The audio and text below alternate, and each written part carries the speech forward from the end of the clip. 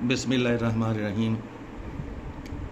Ninth class mathematics Sindh text exercise 1.5 question number 5 का part number 1। उसमें ये क्वेश्चन दिया हुआ है, ये देख लें। मैंने गिवन लिखा है। गिवन में ये x plus Y I equals to -5 + 5i।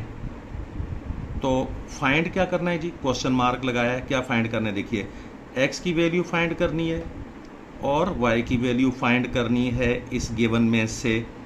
तो यहाँ से शुरू किया। ये देखिए, लेट z1 एक कम्प्लेक्स नंबर को z1 कहा यानी, एंड z2 वो दूसरे कम्प्लेक्स नंबर को हमने नाम दिया। अब ये देखिए, ये रूल की बात है, कानून की बात है कि z1 वाला जो कम्प्लेक्स नंबर है और z2 वाला कम्प्लेक्स नंबर, ये दोनों इक्वल होंगे। ये IFF का मतलब होता है इफ़ एंड ओनली इफ़। इसको फिर से बोलना चाहूँगा, IFF का मतलब होता है इफ़ एंड ओनली इफ़। तो फिर कैसे पढ़ेंगे? ये देखिए, z1 is equal to z2 if and only if real part of z1 equals to the real part of z2 and imaginary part of z1 equals to imaginary part of z2। मतलब ये हुआ कि दो complex numbers सिर्फ उसी सूरत में बराबर होंगे कि जब उनके रियल पार्ट्स आपस में बराबर हों और इमेजिनरी पार्ट्स दोनों के आपस में बराबर हों। तो क्योंकि ये देखिए, ये क्योंकि क्वेश्चन में दिया हुआ है कि एक कम्प्लेक्स नंबर बराबर है, दिया हुआ है, इक्वलिटी दी हुई है। तो इस इक्वलिटी की वजह से हम फिर आगे रूल लागू कर देंगे, ये वाला रूल कि रियल पार्ट को रियल पार्ट के बराबर करना है और इमेजिनरी पार्ट को इमेजिनरी पार्ट के बराबर करना है। सो हमने कर दिया। ये देखें 10, बस इस तरह से ये x इक्वल्स टू -5, ये कहाँ से लिया हमने? ये देखिएगा, ये रियल पार्ट है पहले कम्प्लेक्स नंबर का। ये रियल पार्ट यहाँ देख लें, चलें यहाँ, ये पहले कम्प्लेक्स नंबर का रियल पार्ट ये है और दूसरे कम्प्लेक्स नंबर का रियल पार्ट ये -5 है। तो दोनों रियल पार्टों को, ये मैं पेंसिल से निशान लगा रहा हूँ, ये देखिएगा, ये x को ये -5 के साथ इक्वल किया है। ये देखिएगा, x को -5 के साथ, दोनों रियल पार्ट्स हैं तो ये हमने इक्वल किया है। और जो इमेजिनरी पार्ट्स हैं वो भी देख लें। ये देखिएगा, ये z1 का इमेजिनरी पार्ट क्या है? yi, और z2 का इमेजिनरी पार्ट जो है वो 5i। तो yi और 5i को भी हमने इक्वल किया है। ये देखिए यहाँ, ये देखिए, और फिर उसके बाद जा करके आंसर निकाल दिया है। कोई इसमें मजीद समझाने की ज़रूरत नहीं है। हाँ, अलबत्ता मैं एक बात कहना चाहता हूँ कि जिन लोगों ने रियल पार्ट्स और इमेजिनरी पार्ट्स को पहले नहीं समझा हुआ कि ये क्या चीज़ होती है, चाहे वो किसी भी वीडियो, किसी टीचर से, कहीं से भी ये सीख लेना चाहिए। और मेरे चैनल पर भी मौजूद है, अगर आप वहाँ से देखना चाहें तो ये लिंक हम दे देंगे, वो ले लीजिएगा। और हम आगे चलते हैं।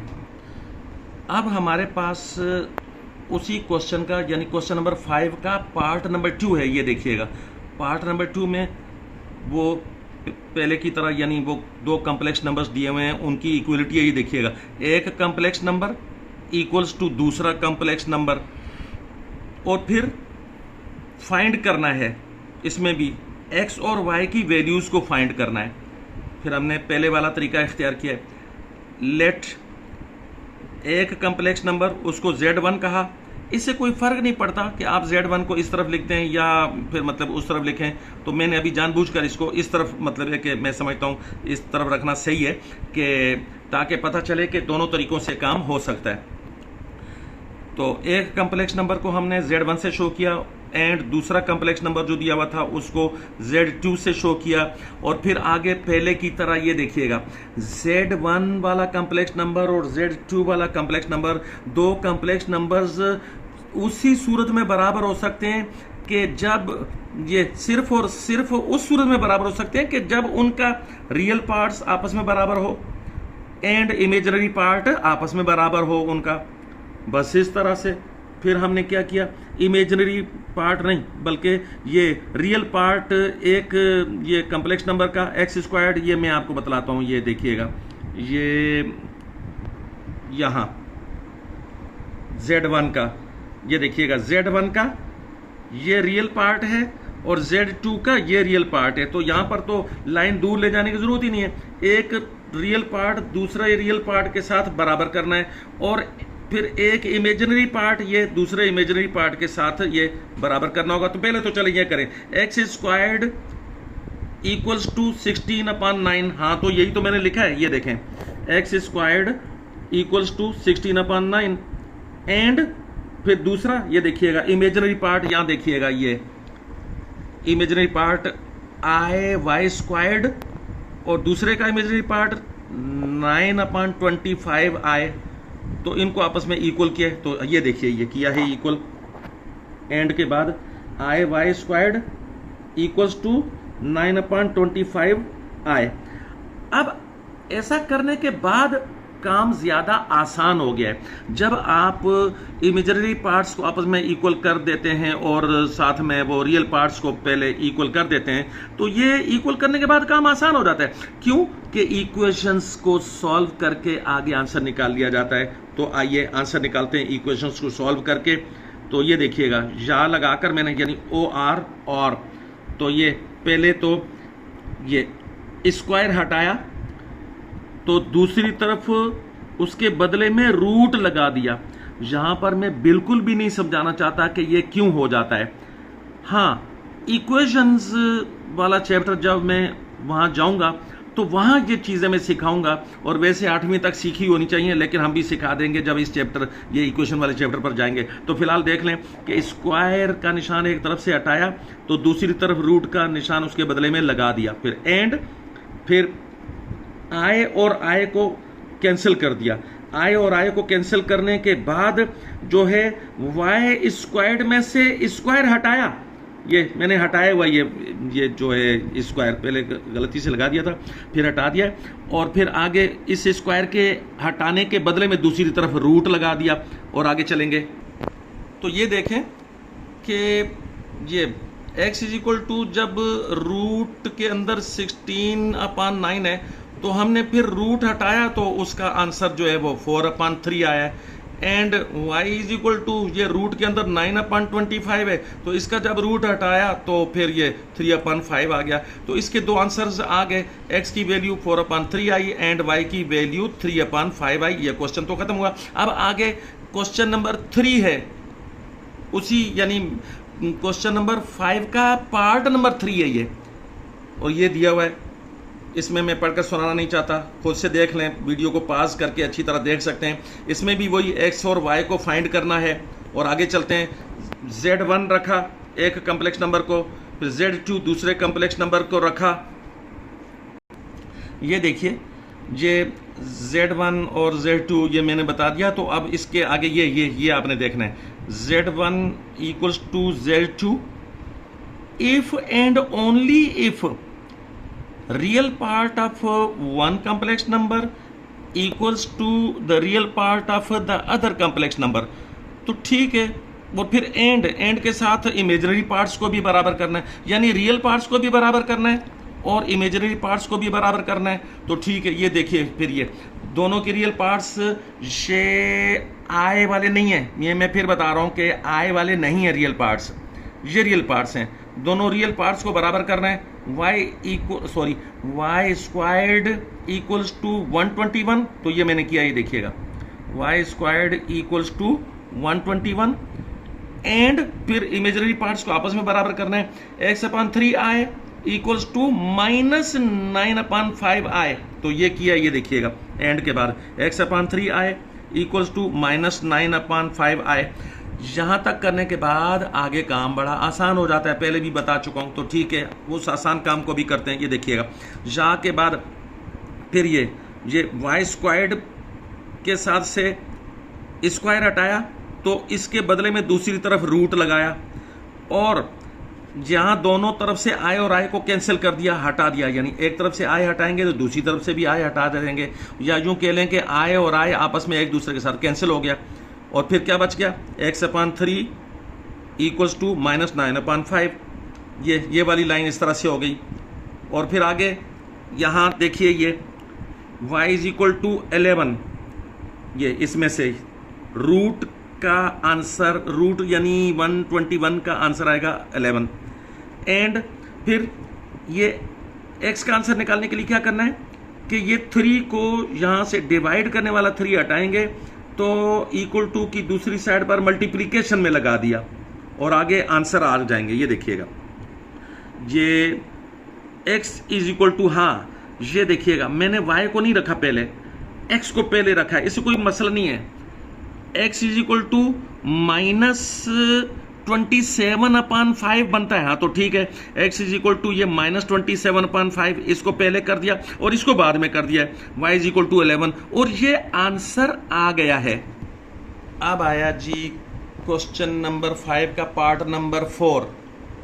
तो मैंने इसको ऐसा किया है कि क्वेश्चन लिखने के बाद ये क्वेश्चन लिखा है, तो क्वेश्चन लिखने के बाद ये चीज़ें ये डैश लगाकर शो किया है कि यहाँ से चीज़ें ओमिटेड हैं, यानी गायब कर दी गई हैं। वही प्रोसेस है जो मैं बार बार बता चुका हूँ पहले।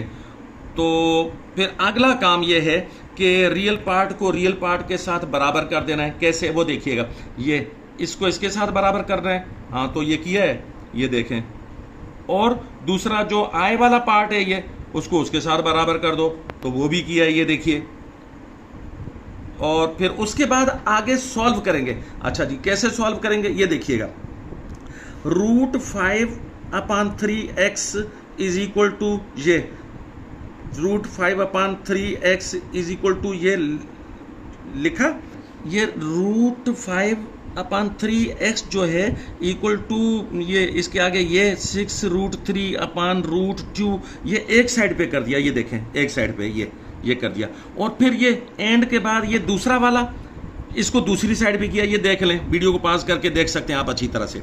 अच्छा, ये यानी फिर से देखें, ये इसको एक साइड पे रखा, इस साइड पे लेफ्ट साइड पर ये, और दूसरे वाले को ये एंड के बाद ये उसको दूसरी साइड पे रखा, और दोनों को अपनी अपनी साइडों पे सॉल्व किया है। और अब मैं सॉल्व करके दिखला देता हूं। चलें, ये पहले लेफ्ट साइड वाला देखें, √5/3x = ये दिस जो पढ़कर सुना दिया, और ये 3 यहाँ से हटेगा तो इसके बदले में ये मल्टीप्लिकेशन में जाएगा इसके साथ, ये तो ये बन जाएगा 18, यानी ये इसके साथ मल्टीप्लिकेशन में जाएगा, तो 3 6 are 18, और √3 तो वो पहले लगा हुआ है।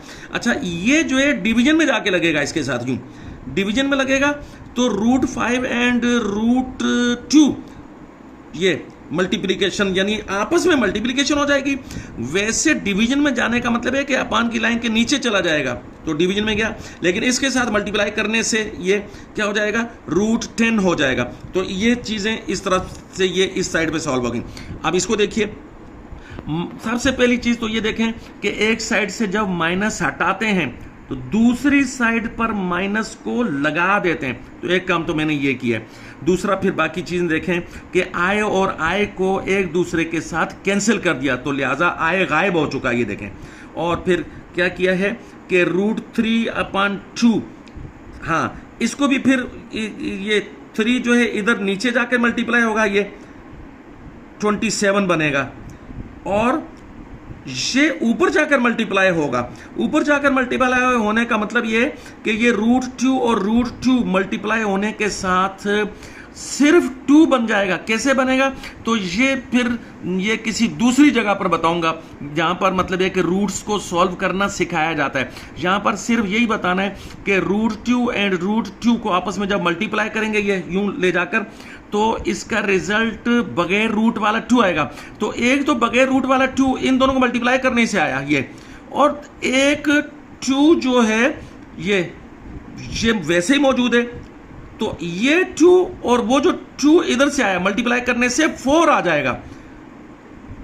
तो ये देखिए, ये 4 मैंने यहां पे लिखा है इसके बदले में, और दरमियान में अभी आपको बताता हूं क्या होने जा रहा है। ये देखिएगा, इस पूरे के बदले में, यानी यहां पर 4 लिखे हैं लेकिन दरमियान में क्यों, ये देखिएगा √2 एंड √2 को मल्टीप्लाई करने से √4 बना, और ये वाला 2 बाहर लिखा हुआ है, और √2 का आंसर जो है वो 2 आएगा। √4 का आंसर जो है वो 2 आएगा। उस 2 को इस 2 के साथ मल्टीप्लाई करेंगे 4 आ जाएगा, जो कि मैं पहले ही बता चुका हूं। और 27 तो नीचे 27 है ही, तो इस तरीके से जो है y का रिजल्ट इधर आ गया। अच्छा, फिर इस आखिरी आंसर देखिएगा, x इज इक्वल टू ये 18√3/√10, ये हमने आखिर में आंसर लिखा है, ये देखिए। और फिर इस तरफ से ये आंसर आखिरी y इज इक्वल टू -4/27, ये आ गया।